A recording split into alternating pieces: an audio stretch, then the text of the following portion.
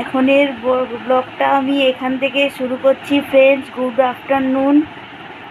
আজ আমার হাজব্যান্ডের বার্থডে। আপনারা সবাই আমার হাজব্যান্ডকে হ্যাপি বার্থডে বলবেন, হ্যাঁ। আর আমার হাজব্যান্ড যেন ভালো থাকে, সুস্থ থাকে, ভগবানের কাছে কামনা করবেন। আর আমার হাজব্যান্ডকে আমি কি মেনু আজকে তৈরি করে দিয়েছি আপনারা দেখুন। ভাতটা আমি বেশ গুছিয়ে দিয়েছিলাম, কিন্তু ভেঙে গেল। তারপর লেবু, এইখানে বেগুন ভাজা, উচ্ছে ভাজা, আলু ভাজা, মাছ ভাজা, কাঁকরোল ভাজা। তারপর এখানে আছে ডাল, পটল চিংড়ির তরকারি, বাটা মাছের সর্ষে ঝাল, চাটনি, পায়েস, দই, মিষ্টি। তো মাংস আজকে করলাম না, আমরা আজকে মাংস খাবো না বলে মাংস কালকে করব। তো আপনারা দেখতে থাকুন। আমি আমার বরকে একটু পায়েস খাইয়ে দেবো, আর একটা ছোট্ট গিফট আছে, সেই গিফটটাও দেবো। দেখতে খাবার খাইয়ে দিতে পারবো না, তাই আমার বরকে আমি একটু পায়েস খাইয়ে দিচ্ছি। আমাদের বাঙালিদের মধ্যে পায়েসটাই মেন।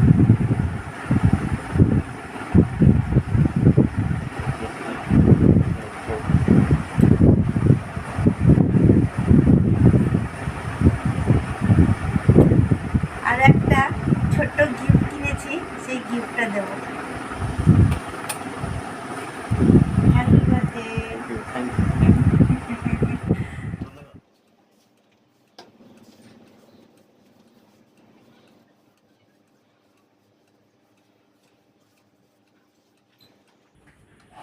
হ্যালো ফ্রেন্ডস, আজ নেক্সট ডে। আমার রেগুলার কাজ করা শুরু হয়ে গেছে। জামা কাপড় কেচে মেলা হয়ে গেছে, আর টিফিন বানিয়ে বাচ্চাকে স্কুল পাঠিয়ে দিয়েছি। এখন ঘর মুছছি, তারপর রান্নাবান্না আছে, দিনের পুজো আছে, অনেক কিছু আছে। তো গুড মর্নিং সবাইকে, আশা করি তোমরা সবাই ভালো আছো। তো আজ নেক্সট ডেতে আমি সারাদিন কি করি না করি তোমরা আমার সঙ্গে থাকো আর দেখতে থাকো। আর ভালো লাগলে অবশ্যই লাইক দিতে ভুলো না, আর সাবস্ক্রাইব করো। ফ্রেন্ডস ফ্যামিলির সঙ্গে প্লিজ শেয়ার করো আমাকে, যদি তোমাদের ভালো লাগে। চলো আমি কাজ করি, তোমরা আমার সঙ্গে থাকো।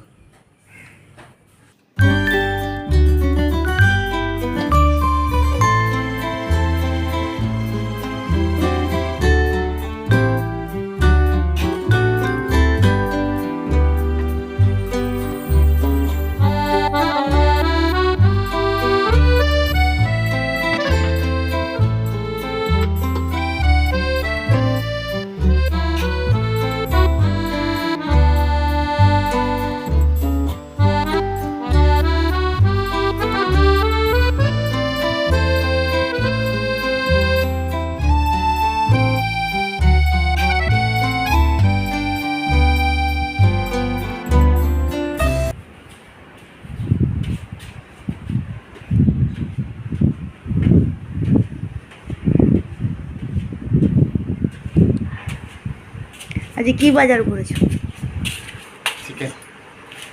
চিকেন নিয়ে এসছো? আমি করতে পারবো না, কিন্তু তোমাকে করতে হবে।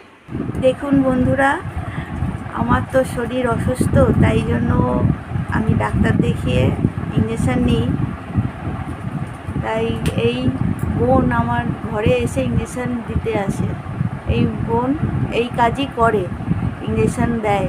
আপনাদের যদি কারোর প্রয়োজন হয় এনাকে ডাকতে পারবেন, আর আমি ফোন নাম্বারটা দিয়ে দেবো নিচে। আমার ইঞ্জেকশান নেওয়া হয়ে গেছে, এবার আমি আমার রান্নাটা শুরু করব। আজকে কি রান্না করি আপনাদেরকে দেখাচ্ছি, চলুন আমার সঙ্গে।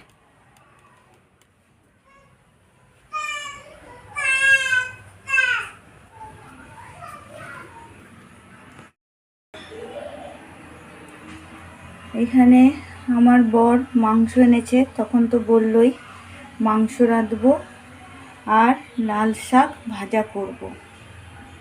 আর এখানে উচ্ছে সিদ্ধ দেব। আলু কেটে রেখেছি, মাংসের আলু পেঁয়াজ আর আদার্স মশলাপাতি সব কেটে রেখেছি। মাংস হলে আপনারা এই লাল শাক ভাজা করবেন। যেদিন মাংস খাবেন সেদিন লাল শাকও ভাজা করবেন। দেখবেন মাংস খেলে যাদের একটু রিচ খাবার খেলে যাদের অ্যাসিড হয়, মাংস খেলে যাদের অ্যাসিড হয়, তারা যদি লাল শাক দিয়ে ভাত খায় প্রথমে, তারপর মাংস দিয়ে ভাত খাবে, দেখবেন অ্যাসিডটা হয় না। আপনারা ট্রাই করে দেখবেন আমার কথা মতো। তাই জন্য আমার মাংস হলে, যেদিন মাংস হবে সেদিন আমি চেষ্টা করি যে কোনো একটা শাক ভাজা রাখতে, বিশেষ করে লাল শাক রাখলে খুবই ভালো হয়। দেখতে থাকুন, আমি রান্না বান্নাটা শুরু করে দিই।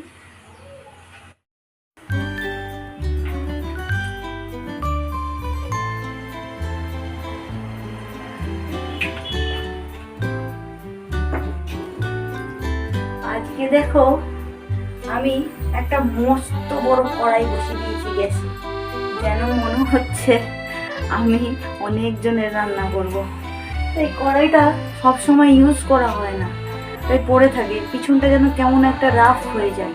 তাই জন্য আজকে একে ভালো করে মাজবো বলে, তাই জন্য একেই দিয়েই এই কড়াই দিয়েই রান্না করছি আর কি। রান্নাটা করে নেওয়ার পর একে ভালো করে ঘষে মাজবো, পরিষ্কার করবো, তাই জন্যই এত বড় কড়াইতে রান্না করছি।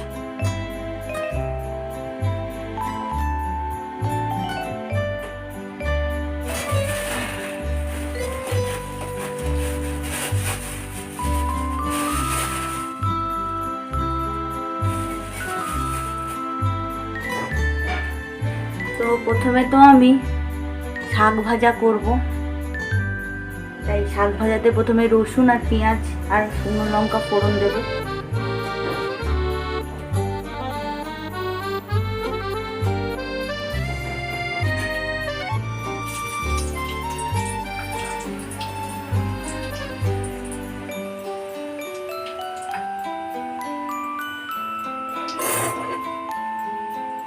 রসুনগুলো এই সাঁড়াশি দিয়ে থেতো করবো।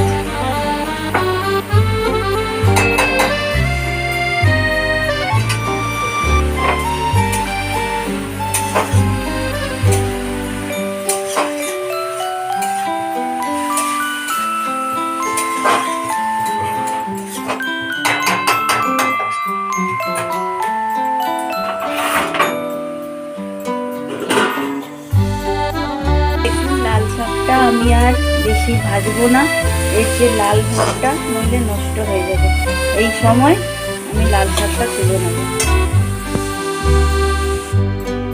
দেখুন লাল লাল করে আমার চিকেনের ঝোল হয়ে গেছে। তো তো আজকের আমাদের মেনু চিকেনের ঝোল, লাল শাক ভাজা, উচ্ছে সিদ্ধ আর ভাত। Lunch menu.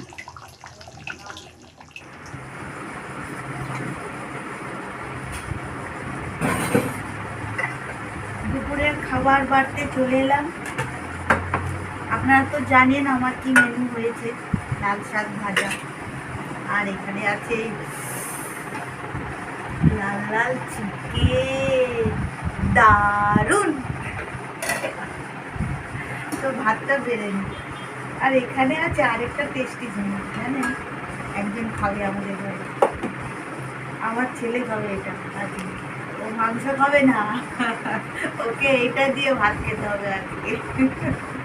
তাই ভাতটা বেড়ে নি। এটা আমার বর।